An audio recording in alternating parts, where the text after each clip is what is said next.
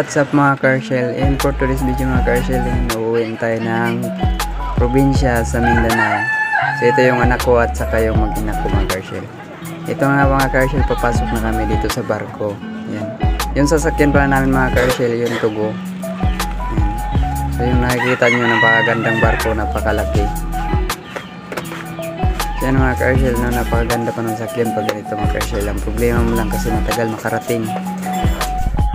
Meron pang, so ito na pala yung loob ng barko mga Carshell.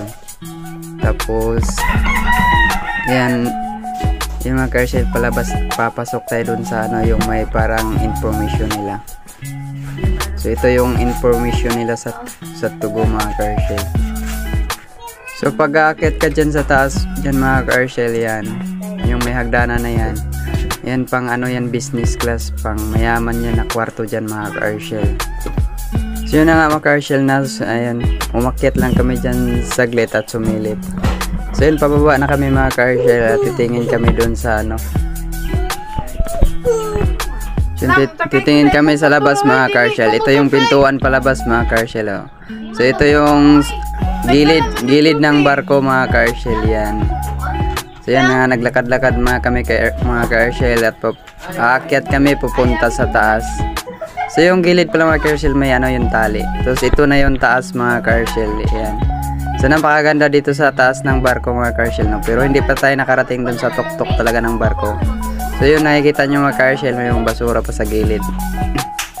Yung magtanong kayo mga Carshell, itong barko mga Carshell hindi pa to tumakbo at nandito pa tayo sa Tondo, North Pier 4 sa Tondo, Maynila. So yan mga Carshell. Yung sa likuran ko mga Carshell, Tondo yan mga Carshell. Tapos tong barko hindi pa yan umaandar mga Carshell. Ayan, naglakad-lakad kami mga Carshell at papunta kami sa taas dahil gusto namin makita kung ano yung itsura sa taas mga Carshell.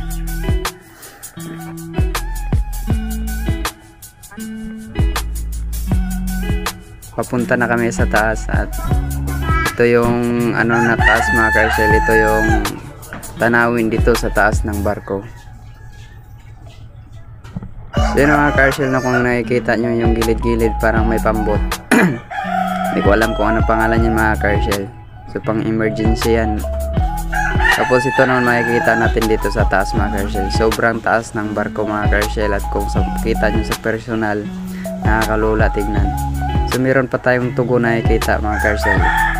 So hindi ko alam kung anong pier yan at saan ang ruta niyan. So sa amin Pier 4 kami dahil papunta kami ng Butuan City. So ito yung tanawin sa taas ng barko mga Carshell, no? Napakaganda. Yan, no?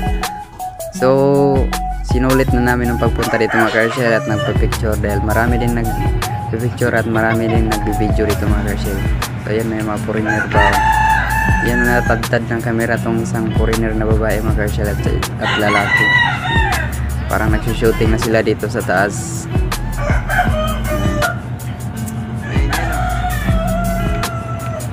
So yan mga Carshell, na wala pang ganong tao dito sa taas dahil tirik ng init ng araw to, tanghaling tapat to mga Carshell, mainit. At saka kakapasok lang namin sa loob kaya busy pa sila doon, nagasikaso sa kanilang mga kwarto mga Carshell. So mga Carshell, na napakaganda dito sa taas, may kita mo lahat ng tanawin sa Maynila. So yun na mga Carshell, pababa na kami dahil pupunta na kami sa aming room. At nakikita ko naman na ulit ang Tondo. Dito yan sa Nabutas.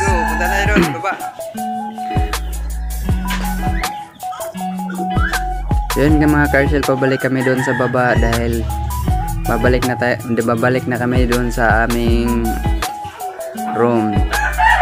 At yan mga Carshell, yung doon sa tuktok, third floor yun mga Carshell, yung pinakatuktok, at kami nandito kami sa second floor. At yung gilid pala mga Carshell, tali ng may mga tali kaya medyo safe naman. At ito na nga mga Carshell, pabalik na kami dito sa loob. Yan. So napakaganda dito sa loob mga Carshell, na yan. Ito yung maganda yung information nila.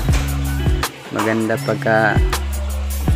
yung view. At yung sa taas mga Carshell, yan may dyan, may parlor dyan. So mga magagandang klase yung room dun sa taas. So yung sa amin naman mga Carcel, yung napili namin is ano yun, tourist room dahil may baby kami at saka ano, promo lang yun mga Carcel, nasa ano lang, 2-3 lang, 2-3 lang yun mga Carcel. So kung hindi promo yung makukuha mo dito sa tourist mga Carcel, nasa ano to, 5,000 mahigit, hindi promo yan. Kasi tourist to mga Carcel eh. Itong tourist room pala mga Carcel, kung magtanong kayo, aircon pala to mga Carcel yan. May sariling pintuan. Tapos ano lang dito sa loob mga Carcel, 8 higaan.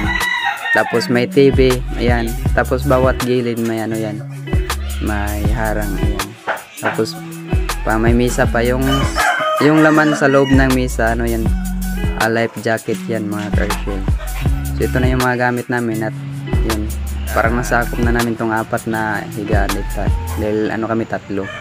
At ito naman yung hindi tourist room mga Carcel, yan.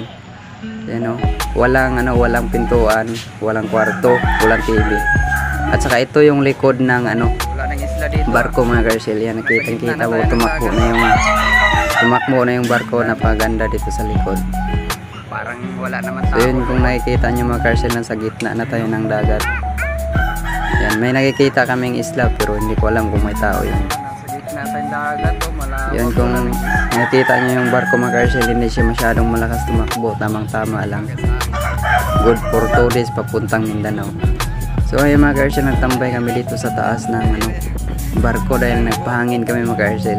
So yung nakikita nyo mga Carcel, malakas na yung hangin dahil tumatakbo na yan. At saka yung bawat gilid ng mga Carcel barko, mayroong tambutso malalaki mga Carcel. Tambutso ginawa ng motor. Ayan, umuusok-usok pa, parang pabrika mga Carcel. So siguro sobrang laki ng makina ng barko na to mga Carcel dahil umuusok, umitim ng usok. So yun na mga Carcel, nagtambay lang kami dito mga Carcel.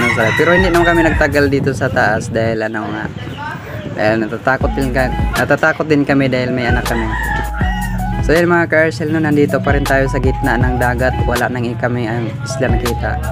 At yun, nakarating sa wakas mga Carcel, nakarating na kami dito sa Butuan City. At ito, nakikita na namin ang isla. At ito na yun mga Carcel, sobrang bukit na yun kayo ba? Atay, probinsya na yun kayo. Tilan. Anat pa naman kag Maynila. Oy, nakalisod. Wala ka na makikita ang mayaman dito, kaya wala nang building dito sa aming lugar mga Carcel. So ayan. Yan, malapit na kami mga Carcel. At sa wakas, nakarating na rin kami dito sa pier ng Butuan mga Carcel. At ito na yun mga Carcel, nakikita na namin ang pier dito sa Butuan. At pagdating namin dito sa pier ng Butuan mga Carcel, ganun pa rin yung sistema sa pier ng na Maynila. Meron pa rin porter nag-aabang. At alam nyo ba mga Carcel, mas mahal pa yung porter dito sa Butuan kaysa Maynila. Kaya hindi na lang namin pinaporter yung gamit namin dahil alam namin malaki yung babayaran namin, dahil yun nga sabi at narinig ko na yung isang bag 300 yung singil nila dahil medyo malayo daw yung kalsada at malayo yung hahatiran nila. Pero hindi naman nila bubuhatin yun dahil mayroon naman silang karito na nag-aabang dyan sa kanilang gilid. So yan na mga Carcel, nakikita na natin at nandito kayo sa taas at nakikita na namin. At pagdating namin, pagbaba ko mga Carcel, mayroong mga tao na lumalangoy palapit ng barko. Ayan. So yun, kung nakikita nyo yung mga Carcel, iwan ko kung bata ba yun o matatanda na, lumalangoy sila mga Carcel. Tapos yun, medyo malalim pa naman, medyo nakakabalang konti, baka malunod sila mga Carcel. Pero hindi pala natin mga Carcel, humihingi pala sila ng pera at ihagis mo lang dyan sa dagat. At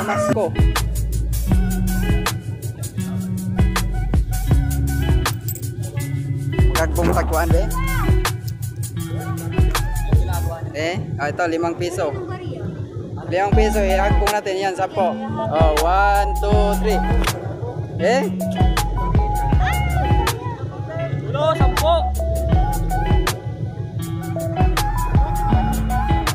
Wala na yun, nandun na yun sa ilalim, hindi na yun makuha.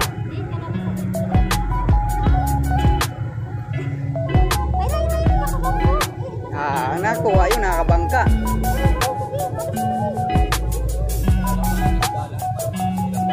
Okay, wala ng barya to. Ah, wala na yun. Nandun na yun sa ilalim yung 10 ko, sayang. Oh, yung 10, ulog ulit. Wala na pala akong 10 dito. Na, di daw. Ay, nabuhang. Mangayo, may naupo. Nabuhang, mamili, may papel. Naunsa ba na nga? Kalisod na kayo pagkitaong kwarta sa kanila. Yung mamili, yung papel, noon.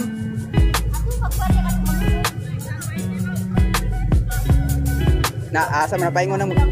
I-apil, mo 5. Para di mo kuan. Dora, ilog. Woo! Ala. Di masilbi pala yung barya. Agpong. Hanggang dito lang yung video namin mga ka-Hershel. Maraming salamat sa panonood and God bless po.